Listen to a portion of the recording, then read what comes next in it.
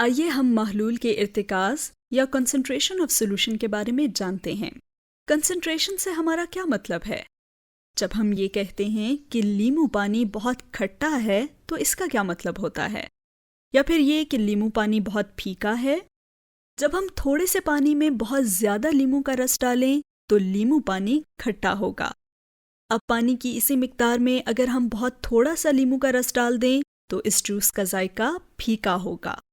اس صورت میں لیمو کا رس منہل یعنی کہ سولیوٹ ہے، جبکہ پانی محلل یعنی سولونٹ ہے۔ جب سولونٹ میں سولیوٹ کی مقدار زیادہ ہوتی ہے تو اسے مرتکز محلول یا کنسنٹریٹڈ سولوشن کہا جاتا ہے۔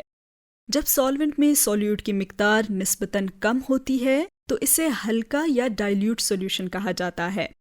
کنسنٹریٹڈ اور ڈائلیوٹ یہ دونوں اصطلاحات ایک دوسرے سے متعلق یا ریلیٹیو ہیں۔ یہ دونوں ایک دوسرے کے حساب سے سولوشن میں سولیوٹ اور سولوشن کی مقدار پر منحصر ہوتی ہیں۔ مثال کے طور پر اگر ہمارے پاس 2 بیکرز ہیں جن میں سے ہر ایک میں 100 ملی لیٹر پانی ہے اور پہلے بیکر میں ہم 20 ملی لیٹر لیمو کا رس ڈالتے ہیں جبکہ دوسرے میں ہم 50 ملی لیٹر لیمو کا رس ڈالتے ہیں، تو ہم یہ کہہ سکتے ہیں کہ پہلا والا سولوشن دوسرے سولوشن کے مقابلے میں زیادہ ڈائلیوٹ ہے، یا پھر دوسرا سولوشن پہلے سولوشن کے مقابلے میں زیادہ کنسنٹریٹڈ ہے۔ تو ہم سولوشن کی کنسنٹریشن کی تعریف کس طرح کرتے ہیں؟ کسی بھی سولوشن میں سولونٹ کی مخصوص مقدار میں سولیوٹ کی حل شدہ یا ڈسولوڈ مقدار کنسنٹریشن کہلاتی ہے۔ اگر سولوشن A میں 20% سولیوٹ ہو اور سولوشن B میں 40% سولیوٹ ہو تو ان میں سے کون سا سولوشن زیادہ کنسنٹریٹڈ ہوگا؟ سولوشن B سولوشن A سے زیادہ کنسنٹریٹڈ ہوگا، اور اس کی وجہ یہ ہے کہ سولوشن B میں حل شدہ سولیوٹ کی مقدار سولوشن A کے مقابلے میں زیادہ ہے۔ تو اس صورت میں پھر سولوشن A کیا کہلائے گا؟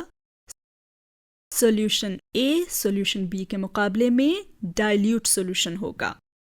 آئیے اب حل پذیری یعنی کہ سولیبلٹی کے بارے میں بات کرتے ہیں۔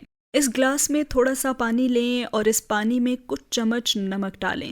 کچھ دیر اس کو ہلانے کے بعد نمک پانی میں گھل جائے گا۔ اب اگر ہم مزید کچھ نمک اس میں ڈالیں گے تو آپ کے خیال میں کیا ہوگا؟ کیا سارا نمک حل ہو جائے گا؟ جی ہاں، تاہم تیسری بار جب ہم مزید کچھ چمچ نمک ڈالیں تو آپ دیکھیں گے کہ مسلسل ہلانے کے بعد بھی نمک پانی میں نہیں گھل رہا۔ اس کی وجہ یہ ہے کہ سولوشن سیر شدہ یعنی کہ سیچوریٹڈ ہے، یا ہم یہ بھی کہہ سکتے ہیں کہ یہ اپنے سیچوریشن پوائنٹ تک پہنچ گیا ہے۔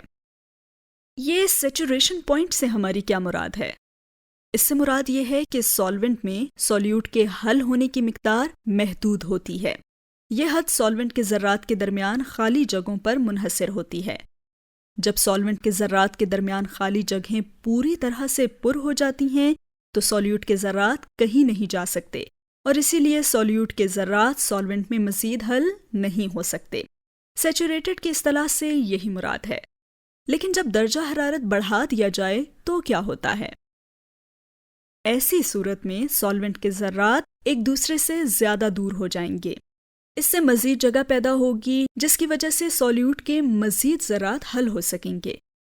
لہٰذا درجہ حرارت بڑھانے سے سولیوٹ کی سولیبلٹی بڑھ جاتی ہے۔ لیکن یہ سولیوٹ کی سولیبلٹی ہے کیا؟ یہ کسی سولونٹ میں سولیوٹ کے حل ہونے یا ڈیزولو ہونے کی صلاحیت ہوتی ہے۔ تو اگر کوئی سولیوٹ سولونٹ میں مزید حل ہو سکتا ہے تو اس سولوشن کو انسیچوریٹڈ کہیں گے۔ لیکن اگر سولیوٹ کسی سولونٹ میں مزید حل نہیں ہو سکتا تو اسے سیچوریٹڈ سولوشن کہیں گے۔